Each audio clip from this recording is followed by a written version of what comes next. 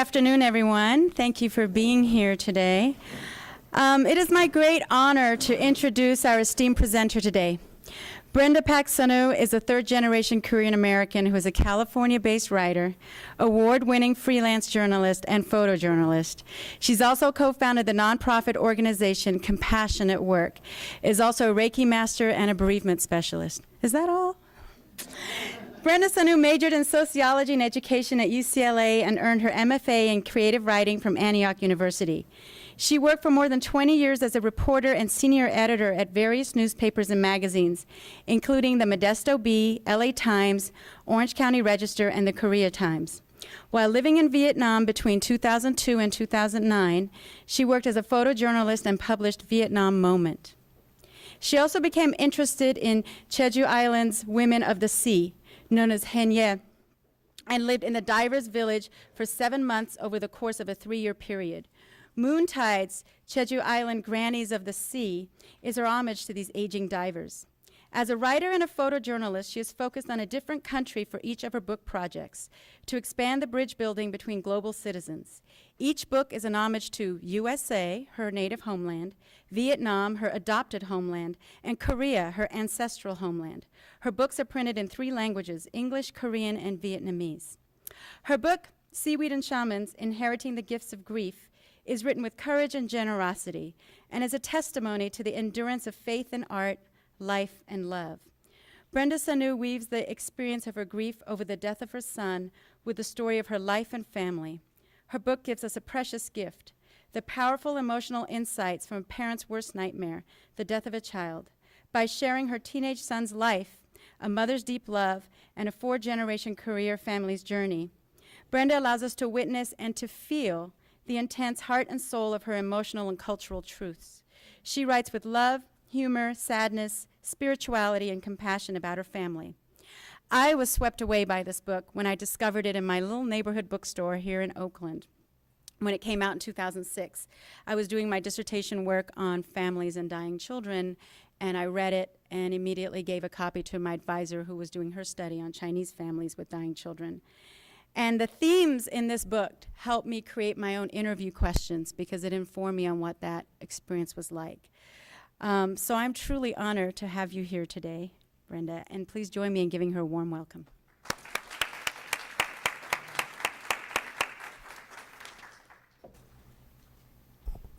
First confession, I did not take this picture. I must be honest. You know, actually, Oakland is like a little adopted hometown for me, too, because my grandfather was the minister of the First Korean Methodist Church here in Oakland. And he's buried at Mountain View Cemetery, which I actually found out more recently. My mother grew up here, and she attended the College of Holy Names. And my granddaughter is attending Mills College. And my younger son's godmother, Gail, over here at the table with the flower, Gail, also lives here and is attending the presentation today. It's really special today because when I look at all of you, you know, I wrote the book in 2006 when it was published, and Ara somehow found the book in this Laurel bookstore. And when the book came out, I did some book receptions, and then people have bought the book, and I've gotten feedback, but I really, until now, never really had an opportunity to give a presentation about my whole grief and healing journey to a group like this that's multi-generation, multicultural. So I felt I really needed to reflect upon, over the last 19 years, since my son passed away, where have things come? And so what you're getting today is kind of my relatively, as of today, my more evolved epiphanies that I really want to share and hope it stimulates for you some thoughts that affect your own personal and professional lives. When Ara and I first met, she encouraged me to share my trajectory of grief and healing from 3 perspectives: as a mother, writer, and grief counselor. Speaking as a writer and grief counselor is easier than speaking as a mother. When I think of my loss as a mother, I can still remember every vivid detail of my son Tommy's birth on November 13th, 1977, at Kaiser Hospital in San Francisco, and very vivid details of his death on February 16, 1994. But I also remember the avalanche of thoughtful overtures that inspired my book, Seaweed and Shamans, Inheriting the Gifts of Grief.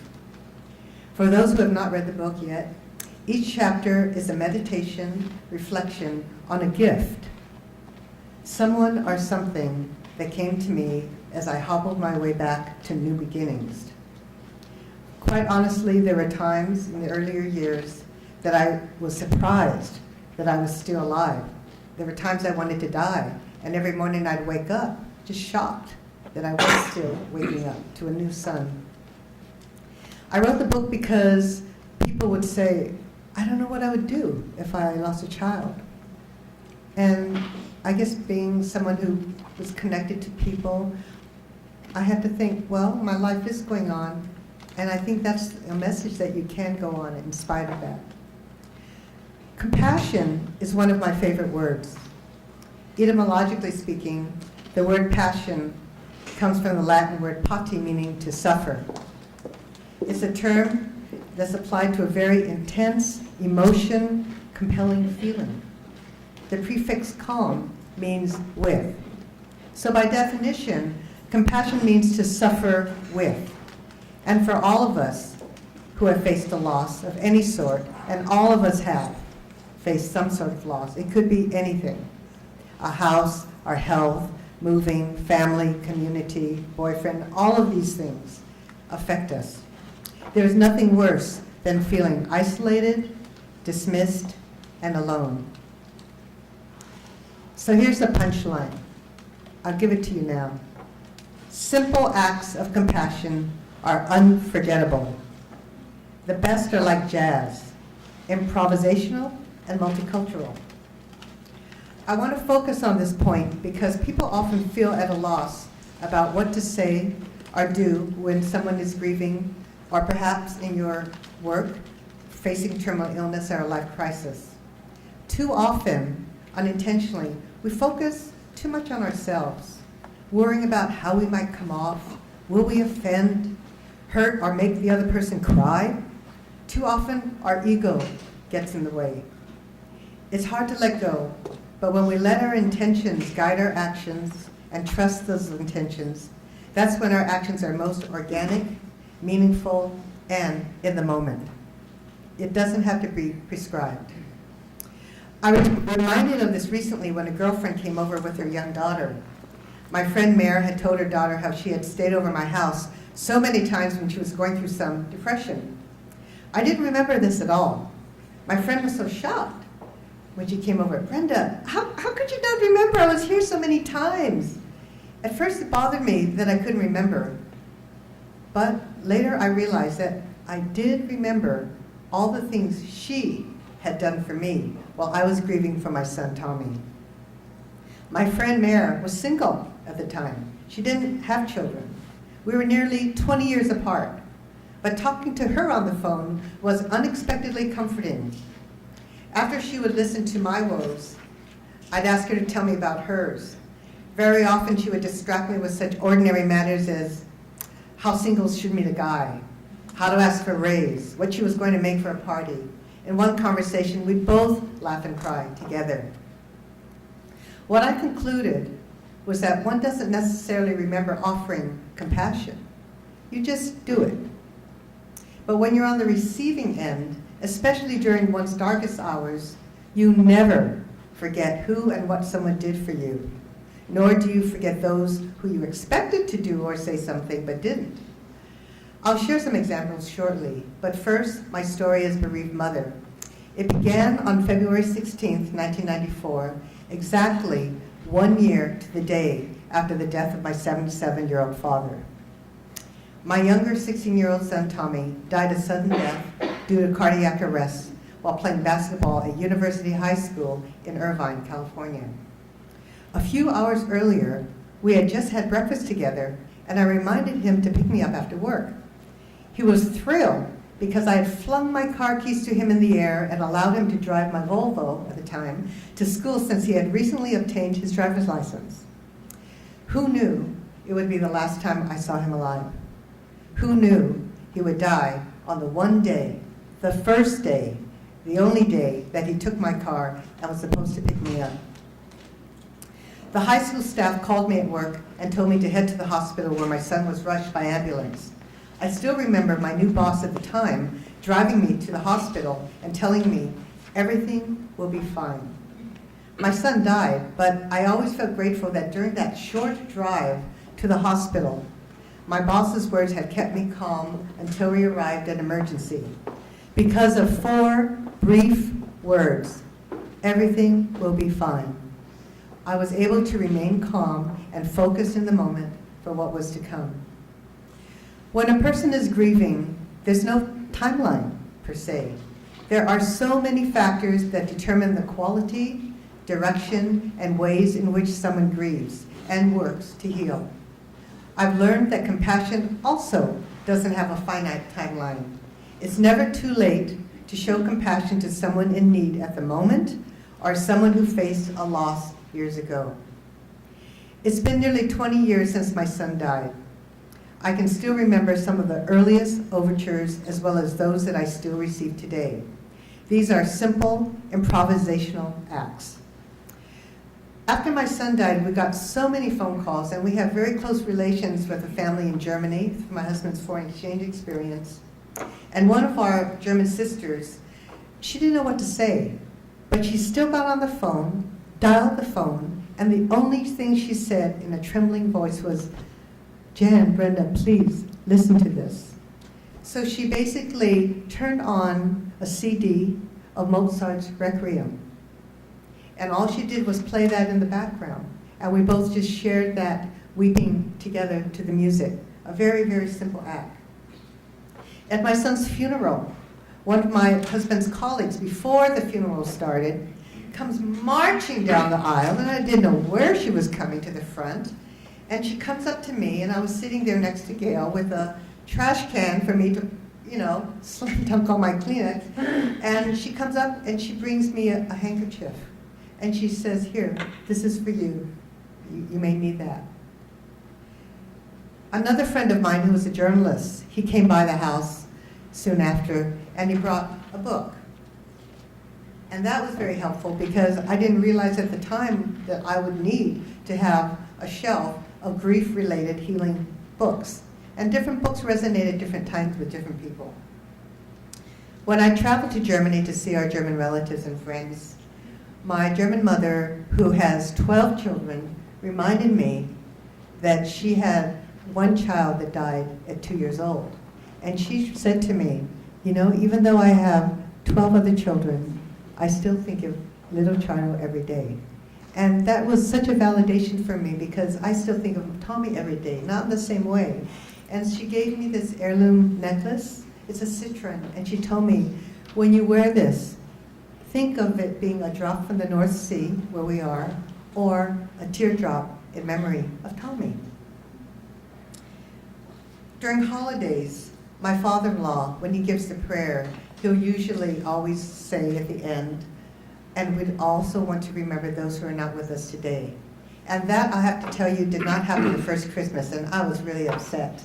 But how was he to know? So later, I told him, "Dad, next time when we have a holiday, when you give a prayer, let's remember Mom, let's remember Tommy, let's remember Auntie Flo," things like that, and they do that now. One of my cousins told me that she saw Tommy in a dream, and that was very comforting to me. Tommy's godmother, Gail, she lights a candle every year on my son's birthday and anniversary and lets me know by email with an attached photo, by text message or iPhone, that she is remembering Tommy. And she's done that every year for the last 19 years that my son has passed away. On the other side of the spectrum, one more example. One of Tommy's friends came years later to our house around Christmas time. And he says, "I have a surprise for you, Mrs. Sunoo." I said, "What is it?" So he comes out and he says, "Oh, look at this." And I said, "Oh, yeah, Tommy Hilfiger. Yeah, that's kind of cool." He says, "No, this." And he pulls it down more.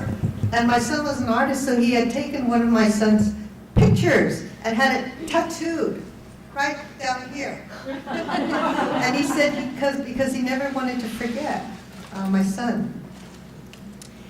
On the other side of the coin, some people say and do things that do hurt your feelings. But my general rule of thumb is not to take it too personally. Accept the intention and dismiss the rest. But often it's easier said than done. When I wrote my book, I really wanted to include a chapter that also addressed the issue of anger. Personally, I don't believe that there are positive and negative emotions. There are simply a spectrum of natural emotions, including anger, envy, jealousy, anxiety, fear, guilt. We as individuals and professionals, however, need to learn how to recognize, address, and channel these more complex ones. During one of the meetings I led as a facilitator for the Compassionate Friends, which is a national support group for bereaved parents, one of the fathers came to a meeting very upset. Apparently, one of his colleagues, in trying to empathize with his grief, said, "I truly understand your loss. My dog died last week." He couldn't imagine that a canine was being compared to his son. In our support group, of course, we all totally understood how insulted, hurt, and angry he felt. Not that we don't love dogs or feel that there's a loss when there's a pet, but we still understood what he felt. So based on that incident, I came up with things you wish you could say, but don't. So Ara encouraged me to read a few of these, and I will, just because I want to get you all riled up, because that's not the main point of my message. But, anger is a very natural and one of the most important emotions that we feel when things happen. And unfortunately, they get repressed and manifested in ways that are not healthy.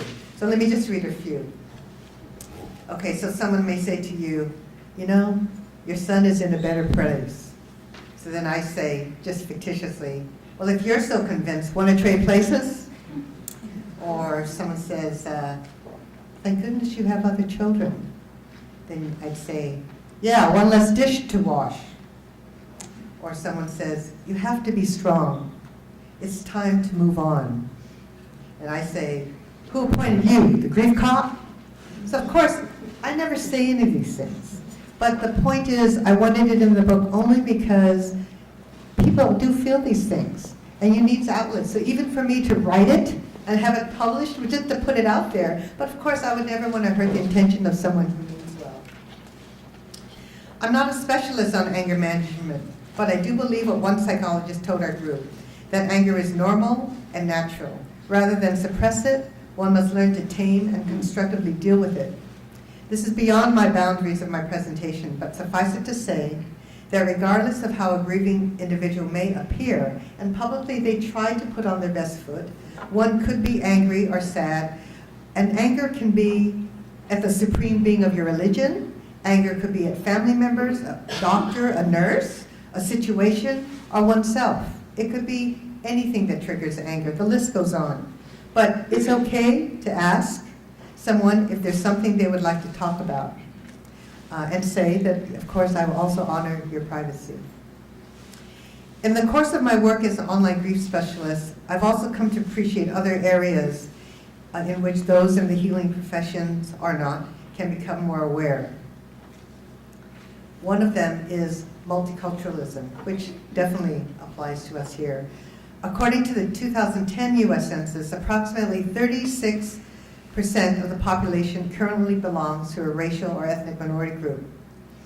At the same time, the U.S. population as a whole is being driven by 78 mostly baby boomers born between 46 and 64. By 2030, roughly 1 in 5 residents will be 65 and older. Over the next half century, the oldest old, those over 85, will more than triple to reaching 4% of the U.S. population.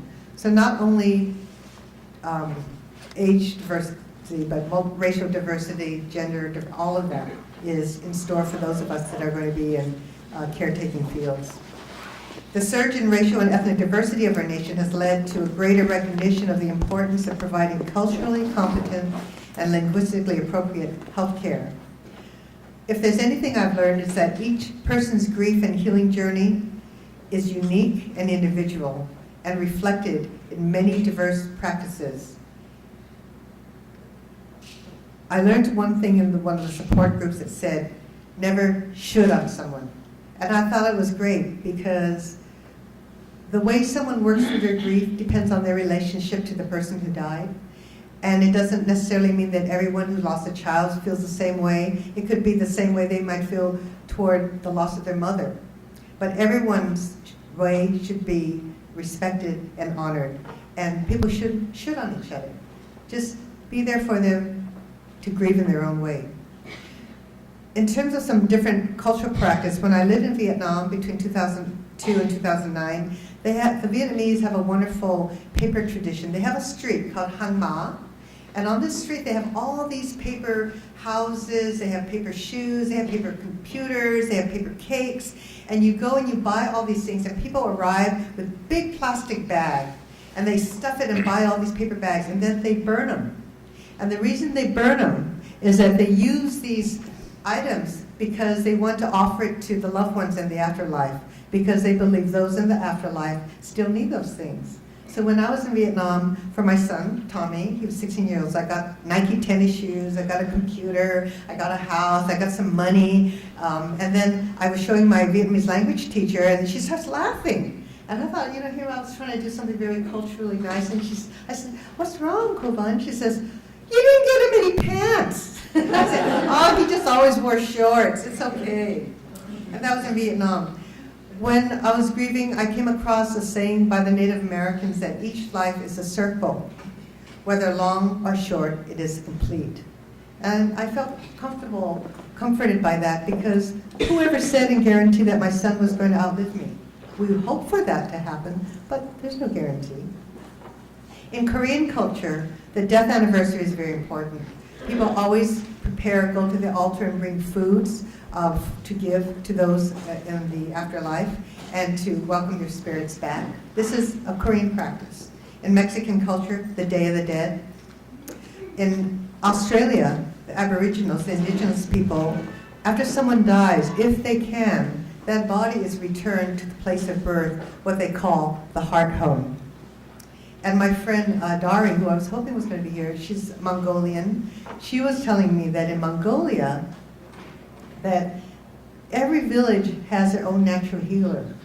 So when someone is sick or dying, the whole village and the healer is with them until they are well. And I think this is relevant for you if you're doing work in the hospitals, because say in Oakland, where you have thousands of Mongolian immigrants, say you have a Mongolian immigrant family and they're there, and after 3 or 4 days they're being told they're going to be discharged. Well, if you knew this about the Mongolians, and you knew that they might take it as offense that they're being kicked out because they don't have money, you might say, it's a little bit different here, that when you reach a certain point of recovery, we do, discharge you, but in no way will we discontinue some kind of follow-up. So you can say something like that, and that kind of thing would be appreciated. Otherwise, you're leaving patients thinking they're being evicted from the hospital. It's just cultural things. These examples are reminders that all of us carry cultural beliefs and traditions in our community, in our homes, and in our workplace. They become very critical, especially in the realm of medical care. I can recommend one book that I came across called Death and Bereavement Across Cultures. And it just gives some of these cultural tidbits around practices by Colin Murray Parks. I was also thinking, because many of you are nursing students, that there could be an assignment where each one took a different culture of maybe the demographics in your city or whatever, and each one try to find what are some of the cultural practices of grief, dying, and healing, and share it, and just have a discussion about them. And then you'll come away with a little bit more of a cultural repertoire of knowledge. And that could just be something that you carry with you in your work community and workplace. In the course of my 19 years since my son died, another important aspect that played a very important part in healing, I think, is creativity and humor. And this was also shared by a psychologist that came to our support group as well. How many of you have heard of Dr. Patch Adams, founder of the Gesundheit Institute? Okay. Perhaps you saw the 1998 movie Patch Adams, portrayed by actor Robin Williams. Well, it's the handout today. The Gesundheit Institute is a 40-year-old nonprofit healthcare organization whose model is organized around these principles. Imagine these. It's definitely not mainstream. Care is free. Patients are treated as friends. Ample time is given to the care interaction. Initial interviews with patients are 3 hours long. All complementary medicine is welcome. The health of the staff is as important as the health of the patients. Care is infused with fun and play. If you go to their website, patchadams.org, you'll see a link to the Education of Compassion. The Institute has been gathering data to create an embedded course on compassion in medical school for healthcare providers. There is no data showing any value or benefit ever in any situation for a hospital or medical professional to be better off to be serious, grumpy, rude, or hierarchical. The website suggests 19 things to do to observe your own level of compassion, tools to be more compassionate, and a reading list, and that is in your handout. During my earlier years of grief, and still to this day, my husband and I used to watch Cheers. I mean, this was a while back. I don't know if you know about that. And every night, because it's offset our tears with laughter. On the day of my son's death even, I remember howling with laughter. Yes, howling with laughter. And shock when I saw my son's photo on the local TV's news with the headline, "Another athlete has fallen." My son was hardly a sports jock, but I did laugh at the thought of his making headline news and being compared to basketball player Hank Gathers, who died. Mind you, this was hours after being at the hospital crying inconsolably. That 15-second burst of laughter in some ways was magic. It was therapeutic in some paradoxical way. Obviously, I was still in some sort of shock, and my body just needed this release. A psychologist who spoke at our Compassion Friends meeting talked about the importance of creativity in healing oneself. Since the era of the internet, I noticed parents can create websites in memory of their loved ones. Anything is transformational, especially when you are enveloped in darkness and sadness. Even now, I find healing in creating textiles and fiber arts, felting wool, silk, and mulberry paper. Quite honestly, I thought when I did this, and this is more recently, I thought these things were more of a distraction from writing books because it was more cerebral, the books. But then, I discovered a book titled Using Textile Arts and Handcrafts in Therapy with Women, Weaving Lives Back Together. I love the book because the author, Anne Futterman Collier, has integrated her passion, her creative passion for textiles, with her profession as a psychologist. Although visual and expressive arts are and have been recognized in art therapy, she's the first to focus on textile arts, making fabric by weaving, sewing, felting, and knitting. For some patients, they may prefer music, art, handcrafts. Doing what you love and creating beauty while you're sick or grieving is just as important, if not more important, than pharmaceutical prescriptions. If you're with a patient, think about some of your own passions or hobbies. You love music, you like this or that. It doesn't take much to just share it, and maybe it might have some magical healing effect. So it's not always stuff you have to be stumped about what you say. It could just be an overture of what you do.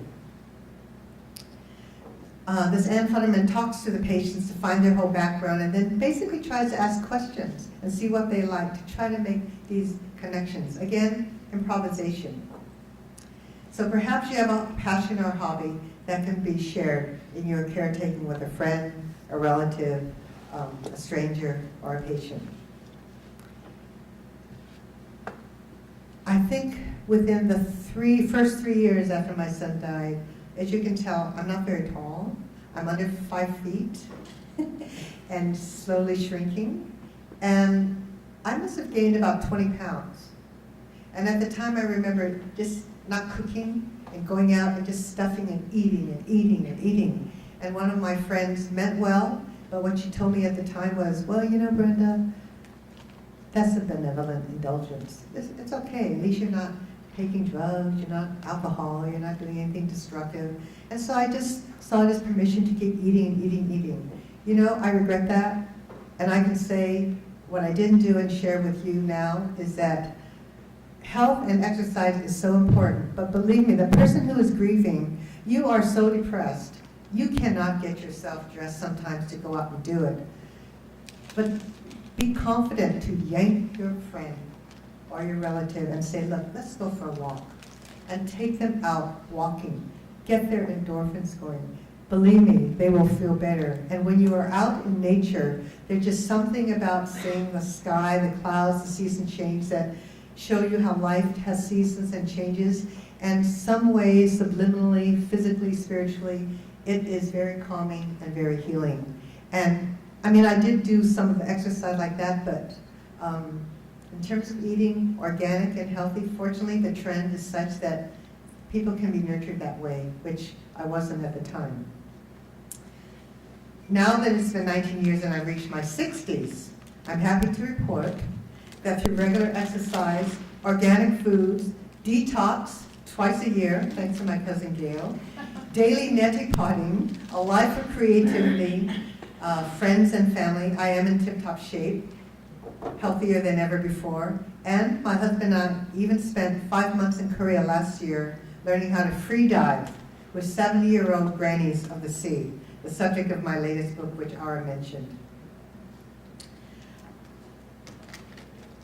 I don't want to take too much more time because I really think that because we share this place of compassion and having friends that we want to support and family, the more interactive we can be, the more precious the time can be used. But in closing, I would like to share something I found online, and I'd like you to indulge me for a bit. It's an article from the Family Health Guide in the UK that reported a study that compassion benefits the immune system. I didn't know that. This is a recent thing to me because they found that they did a test by those who did some acts of compassion and those that didn't.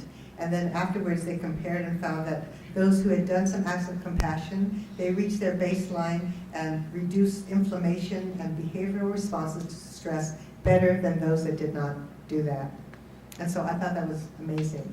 So I found this compassion meditation. So I'd like you to indulge me a bit and close your eyes right now.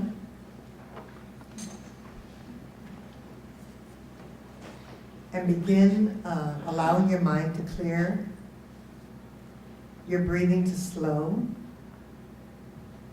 your body to relax. Think of someone, and it could be yourself, as the focus point in your meditation, the target of your compassion at this moment. Begin to see him or her as an image on your mind's eye. Now begin to picture your breath entering your body through your heart chakra, which is at your heart. Then on the out breath, see your exhale through your crown chakra, which is at the top of your head. When you exhale, you are exhaling love and compassion. Next, picture the exhaled love and compassion making its way to your target. Watch as your compassion falls on the target and surrounds him or her with love and positive energy. Repeat breathing in and out for a few moments, focusing on the person or animal or thing that is to receive your compassion.